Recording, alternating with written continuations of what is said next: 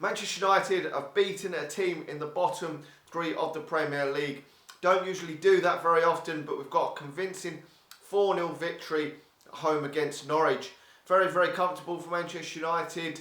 4 goals, 3 different goal scorers, all our forwards scoring yet again. That is the only concern for Manchester United. I think I saw a stat that the last 15 goals Manchester United have scored have been from Martial, Rashford and Greenwood, which is nice to see that they're banging the goals in at this moment in time, but it is a bit worrying that no one from midfield or even the defenders aren't chipping in with many goals this season at all. But considering the team and the problems we've got, any team would be fairly satisfied with beating anyone in the Premier League 4-0. It doesn't matter if it's the bottom team. Man City lost to this team earlier in the season, and all you can do is go out there and beat the team in front of you, and we've done that today. Very convincing. Obviously Rashford getting himself a brace, second being a penalty. A fantastic ball from Mata for that first goal. Martial then getting on the act from another assist from Juan Mata, which is pleasing to see because Mata hasn't really played a lot this season, but in this one game he's probably done better than Pereira's done in any games this season. So I'm not really too sure how some of them players are still getting games for Manchester United, the likes of Pereira. We've still got Matic. I'm still not the biggest fan, okay, but a lot of people raving about Fred's performance today, but I'm still not convinced that he's nowhere near a £50 million player. And with the problems we've got I know it's a poor Norwich team we dispatched today, but at least we've dispatched them 4-0. Greenwood coming off the bench and getting himself a goal about 4 minutes after coming on. And late on we've seen the last 10-minute cameo from Angel Gomez, which we need to get him some more minutes because he hasn't played nowhere near enough minutes this season. And that may convince him to stay because I think there's a fantastic footballer in there. But Greenwood, Jesus Christ, is just a man made for goals. He was just born to score goals, wasn't he? This fucking geezer just, oh, Jesus Christ. He's come off the bench and scored in 3 of the 4 goals he scored in the Premier League this season.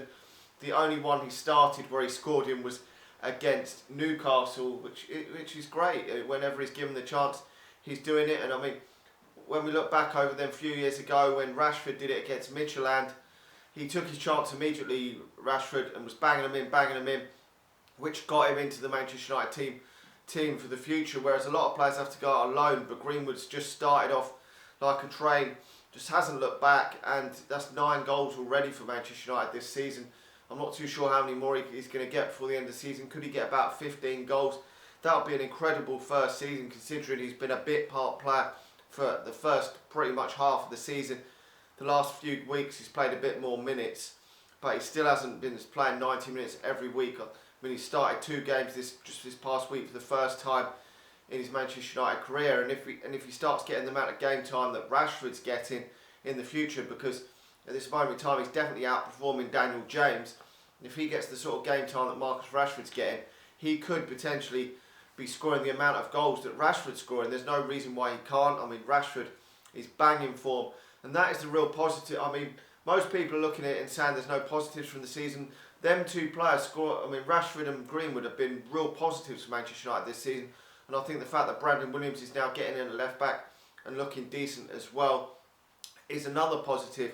So there are some positives to take from this season. It has been a dreadful season, but there seems to me as though there's been more positives this season than in some of the other seasons under like the David Moyes era. There was no positives whatsoever, to take from that season. But some of these young players are developing and looking good for the future. And if the likes of Rashford, Williams and Greenwood and etc. can keep improving, then this Manchester United team has surely got to get better. It really has. We add a few players and we could be looking on the up.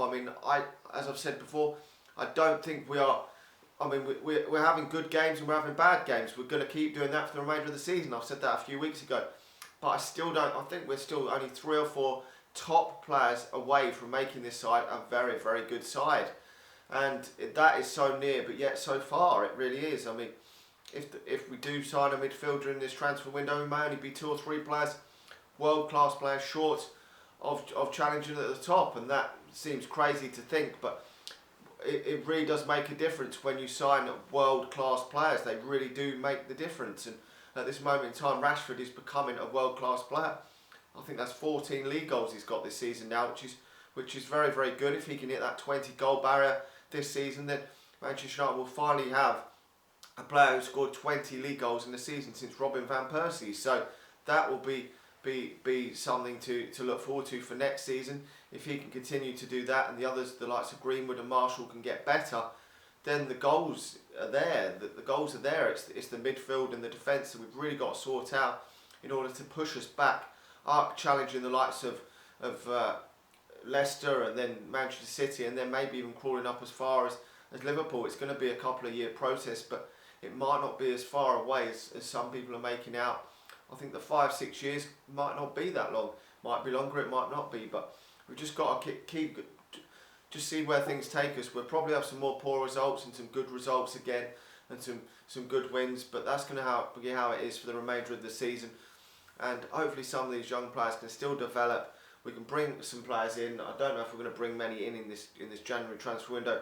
At least one would be nice to bolster the squad. We go against Wolves in the week, hopefully looking to get to that next round of the FA Cup where we'll play with Tranmere or Watford. Anyway, let me know your thoughts on that game. Very pleasing for me. Okay, it was the bottom team, but you've got to be, when Manchester United win, I'm a Manchester United fan, I'm going to be happy. I support the team, I want the team to win. So if people say I'm getting over the top, who gives a fuck? We've won the game. Anyone else would be happy if their team had just won 4-0. Like the video, subscribe to the channel if you're new, and I'll talk to you all again soon. See ya.